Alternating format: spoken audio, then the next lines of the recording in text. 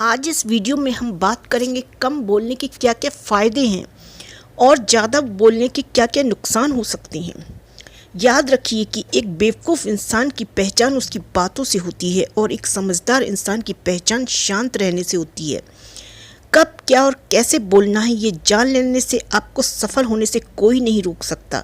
जिस तरह कमान से निकला हुआ तीर कभी वापस नहीं आता, वैसे ही मुंह से निकले हुए शब्द कभी वापस नहीं आते। आपके शब्द आपकी ताकत बन सकते हैं और आपकी कमजोरी भी। ये आप पर डिपेंड करता है कि आप क्या चाहते हैं। आपको सही समय पर चुप रहना कई सारी मुसीबतों से बचा सकता है और वहीं आपसे बोला हुआ एक शब्द भी आपको मुसीबत में डाल सकता है कभी कभी।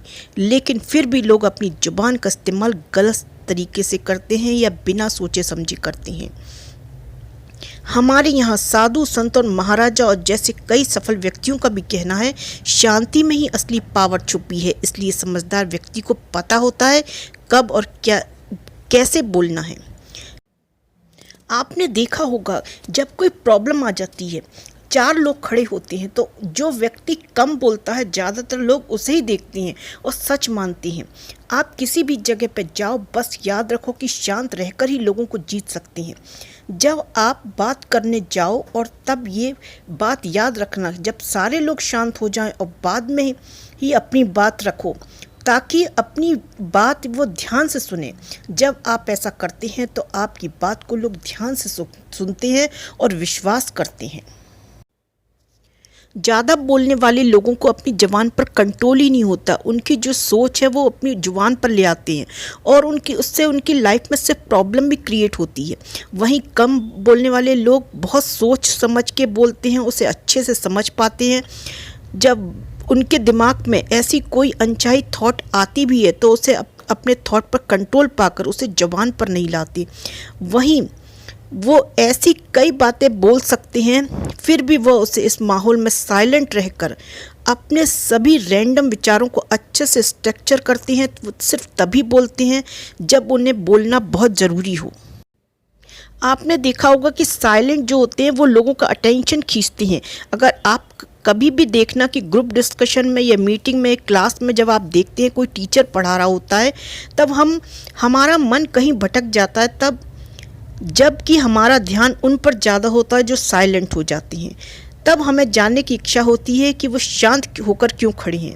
हम अपने क्लासरूम की बात करें तो क्लास में बैठे होते हैं तो टीचर की आवाज़ आपके बैकग्राउंड में चल रही होती है, पर जैसे ही टीचर बोलना बंद कर देता है और आपको बात करते हुए चुपचाप देख रहा होता है तो आपका ध्यान अपने आप उस साइलेंस की ओर चला जाता है। आपके ब्रेन में सिग्नल उत्पन्न होता है जो कहता है कुछ तो हुआ है। आपका ध्यान अपने आप उस टीचर की ओर चला जाता है।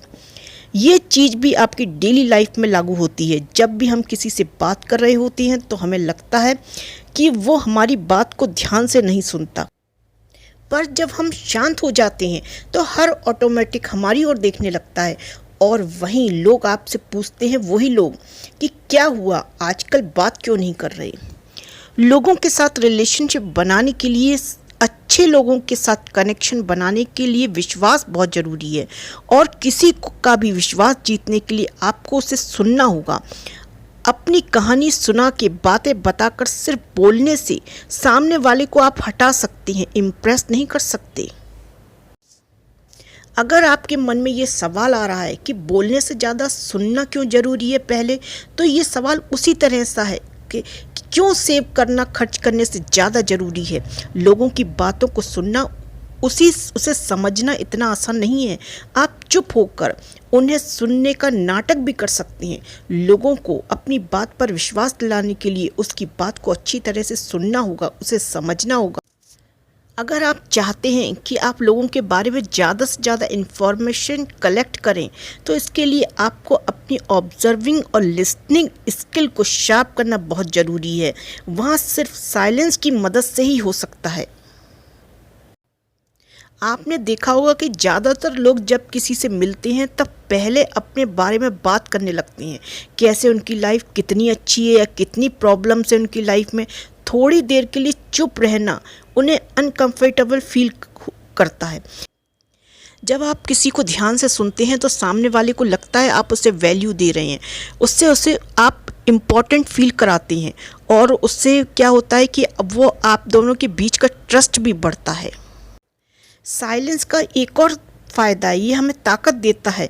जब हम अकेले रहते हैं तो कभी अकेलापन फील नहीं करते, बल्कि अपने खुद के साथ टाइम स्पेंड करते हैं, अपने को ज़्यादा जानते हैं। और ये क्या करता है, हमारे जो हमारा खुद का वक्त होता है और हमें उसमें बहुत ज़्यादा हमारे कॉन्फिडेंस को बढ़ाता है।